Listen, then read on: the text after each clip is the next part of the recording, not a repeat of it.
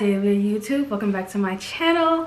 For those of you who are new, my name is Melissa Marie, aka Student Nurse Mel. Make sure you guys subscribe to my channel, come back for more videos. Today's video is going to be a recap of my last session at Chamberlain. Not my last session, but the session that I just had. I still have plenty more to go. I'm super excited to be done my second session now. With this session being done, that means I have about 8 more to go. I'm not gonna lie, y'all. This session was really, it was a lot. It was a lot. I hope that I remember everything that I want to get through, because there's a lot that I wanted to mention to you guys that I had wrote down throughout the session, but I can't find where I put that paper. So I'm kind of mad. So I will say off the bat that this session compared to last session was so much more intensive. I actually had to put in work to be successful, and well, I hope I was successful. I gotta check my grade. I actually had to put in work that I didn't have to put in last session. My first session, I took NR 103, which is Transitions to Nursing, and then I took English for my gen ed. This session, I took Speech, which is a gen ed, and I took Health and Wellness. Now, Speech, it was pretty standard as a gen ed, just like English. There was a lot of busy work. We had a discussion post to do every week. We had an assignment or 2 or 3 every week. There was just a lot to do for that. So it was a lot of writing, a lot of not really critical thinking, but just kind of like conceptually you have to know different concepts, and there's no like examinations, no quizzes, no assessments like that, but just a ton of assignments. And in general, just like most classes, all of our assignments are due on Sundays. So if you're someone who procrastinates a lot, you will probably be very annoyed when Sunday comes and you have like 10 assignments due, because they're meant for you to do them throughout the week. But otherwise, yeah, the speech class was really not that bad. Health and Wellness is supposed to be a class that's kind of like junior nutrition, I guess. I don't really understand the purpose of it. I didn't understand the purpose of it before I took it. And now that I've taken it, I still don't understand the purpose of it, if I'm being honest, because it is a class that has a mixture of things that you have already learned as a nursing student. So at this stage in my nursing career, I would have already had to have taken psych, developmental psych with lifespan information, and I would have had to take some kind of basic nutrition at this point, right? And this class was pretty much just encompassing all of that and putting it into one pretty low package and giving us exams on it. Health and Wellness in general would be a class that you would have to take at a brick and mortar. You have to take this class on the campus in a building, right? So because of COVID, of course, we are still at home. So we took this via a WebEx format. The WebEx thing can be slightly annoying because depending on the bandwidth issues that you're having for the day, sometimes you can't log in right away, sometimes you can't log in at all. Sometimes you gotta call in via your mobile device, let her know real quick, hey, I'm here, so that you can be marked present, because my professor specifically was very, very punctual about doing attendance. She called attendance within the first 3 minutes of your time frame for class. So I had class from 8 to 11. She was calling roll at 8, maybe 7:59, depending on the day. So you had to make sure that you were in class promptly. I'm pretty sure every single class period I had a technology issue. The other thing that was really different about this session is that in these online class period times, we actually had real life lecture. I had to be able to pay attention enough to be able to take notes while she's lecturing. Pretty much every single time we had a lecture, I had to wait for it to upload afterwards and then go back and rewatch it and make sure my notes matched up. But that is a plus about having this online format anyway, is that when the lectures happen, they are being recorded. So you are able to go back into your files and find that lecture and rewatch it, or watch it 20 times if you need to really absorb the information. So I had to actually take a lot of notes with this. Through the course of this particular class, we did touch on a lot of subjects. And like I said, it's basically a mixture of everything we've already learned. We had started at the beginning from Florence Nightingale and the history of nursing, through Red Cross, through all of that history, to get up to Healthy People 2020. Healthy People 2020 is an initiative that the government makes every 10 years or so about how to improve disparities and healthcare downfalls of America. I guess because that's such an important thing and we're supposed to be keeping that on our mind as we move forward in our career, we had a lot of lecture on Healthy People 2020. Throughout our entire session, we were focused on Healthy People 2020, and that was honestly like 80% of our final. It was a bunch of questions on Healthy People 2020.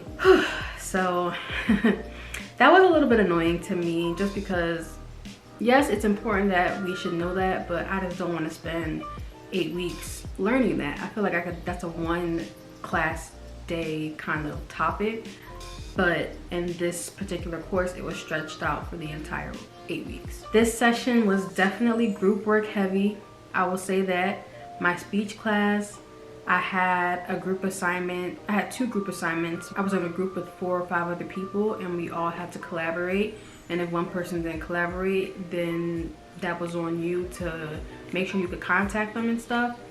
Even though your final grade wasn't based off of their lack of participation, but still, you had to make sure that you were actually reaching out to them. So that was a lot. In health and wellness, just like in speech, we also had group projects. We had our health promotion project, which was a really big thing. So with the health promotion project, we were placed in a group, and then we had several topics that we were just assigned. We couldn't choose. My group had obesity, and there were 6 of us in my group. And y'all already know by now, I'm not a group projects person. I do not like group projects.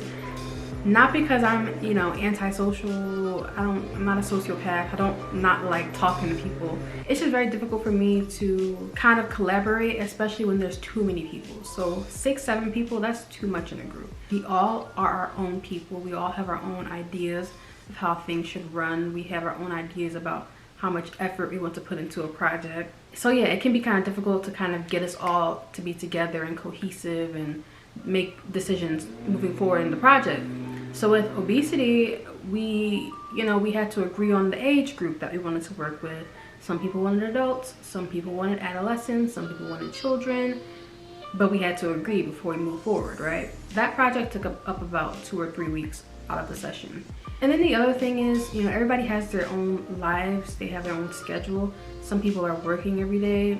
Some people have kids that they gotta take care of, so they can't really have a quiet place to meet outside of school time. With the group project, we really did need to communicate outside of school hours. So we had a text thread going. We had a Google, it wasn't Google Hangouts, it was like a Google something. I forgot what it was called. We had like a little Google thing going on where we would be on a video call with each other, and we pretty much just worked through our PowerPoint like that. I am very particular about how I present my work, so I like my work to look pristine and just really put together, and our group project did not look like that because we all have different ideas, and I just had to get over that for myself and just let them do what they wanted to do, and I just did my part and moved on. So there was the health promotion project that was really big. And then aside from that, we also had to write another RUA. So we wrote an RUA last session, and apparently the RUA is going to follow us throughout our entire career at Chamberlain, because I can see it in our calendar for next term already, which is fine, I guess. But with this particular RUA, we just had to use the same topic that we were assigned for the health promotion project, which is like a 4 to 5 page paper. It was not that bad. It was just that APA format again. You know what I'm saying, y'all? I talked to y'all about that APA format before. The APA format will snatch you by your edges. You'll be confused, you'll be mad, you'll be upset, but at the end of the day, you gotta know it. You have to know it. You have to know your APA format. As far as the exams go, we did use Lockdown Browser for our exam. I did a video on Lockdown Browser. If you have not watched that yet, I'll put it right here so that you guys can click it and watch it. But Lockdown Browser is basically a system where they are able to monitor your test exam time. So you are being recorded the entire time. There's a webcam on you recording you, and they can hear everything that you say, they can see everything that you do, and basically it's just to make sure that you're not cheating. So with us, we had 2 quizzes and 3 exams in the Lockdown Browser that we had to take. As far as assessments go for health and wellness, the quizzes were not bad. They're pretty easy if you paid attention, of course. Honestly, even if you didn't pay attention, you'd probably be okay, because it's information that we definitely already know. And then we also had 3 exams. So the first exam I thought was not too bad. It was mostly on the history of nursing And then it was some stuff on therapeutic communication versus non-therapeutic communication. Also, there was some stuff about levels of prevention. So you have primary prevention, secondary prevention, tertiary prevention. There's the 5 principles of nursing: autonomy, maleficence, non-maleficence, non-maleficence, beneficence, justice, veracity. You know, those principles are important. They came up throughout the entire session. You also have the nursing process and the teaching process. The nursing process definitely is very important to know, came up throughout the entire session as well. Assessment, diagnosis, outcomes identification, planning, implementation, and evaluation, right? So those are things that will just pop up throughout the entire term, throughout your exams and stuff. You just have to basically just have to know them. I already knew what the nursing process was. It was not something brand new for me, so it wasn't really something I had to learn. But if it is brand new for you, you're gonna have to make sure you drill that into your head and know it, because it is the whole term. So that was the first exam. It was not too bad. The second exam was bad. I'm not gonna lie. The second exam was bad. Just so you know, going into this, the second exam was going to be real crazy. Unless you were somebody who did very, very, very well in psychology, then it might not be too bad at all, because it is just all lifespan development stuff. It goes from newborn through infancy, through childhood, then it goes to childhood, then it goes to puberty and adolescence, young adulthood, middle adulthood, older adult, and then you did and whatever. But it goes through everything. And each stage has its own developmental milestones, has its own key experiences that you need to know as a student, as a nurse, going through your exams and stuff like that. There's also 3 different theories that we also focused on. The moral theory, which was Kohlberg. Then there's Piaget, cognitive, and then there's Erickson, which is psychosocial. So you have to know all of these. You have to know the stages, you have to know what it means if you achieved a step or if you didn't achieve a step. Lifespan development was pretty much the entirety of the second exam. It was a lot. And then for my final exam, which was not that bad, it was mostly Healthy People 2020, like I said. But there was also a couple of stuff about alternative methods to healthcare. So the third part of this session was pretty much all about complementary and alternative medicine. So that could be acupuncture, people who take certain supplements, like I drink elderberry or turmeric to fight inflammation, hibiscus for your blood pressure, stuff like that. So it's anything that's not Western medicine. And of course, I had my 2-week period of the hospital situation. I was in the hospital for a week, or almost a week, and then I had to play catch up with my assignments. As I said in that video, if you've not seen it, I'll link that one here too. But as I said in that video, my professors were very, very helpful to me. They walked me through the things that I missed, and I was able to catch up very, very easily. So now that the session is over, I'm really excited. But unlike last session, we don't have 10 days off. We start on Monday. So it's Friday right now. We start in a couple days. Although the way my schedule is, I don't actually start until Wednesday. But in general, the session starts on Monday. So any assignments and stuff, they can start giving us assignments from now that can be due on Monday, if that makes sense. I definitely ended the semester not still with a 4.0. I'm not sure what my grade is yet. Actually, I'm gonna go ahead and try and check. Okay. It's not too bad. It's not too bad. So I passed my final. Okay, I passed my final. I think I got like an 88.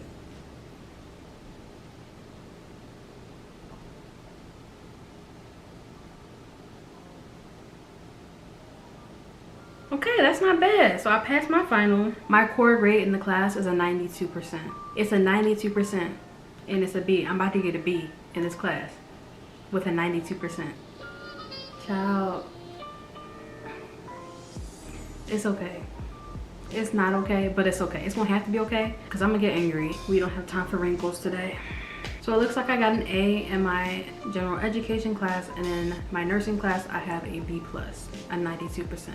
The other thing I wanted to mention about our assessments and the assessment process is those select all that apply questions will really make you contemplate if you are in the right career, because it don't make any sense that it just doesn't make any sense that they're all so difficult, and they're very difficult. So the thing about the lockdown browser in our exams as well, say there's 50 questions.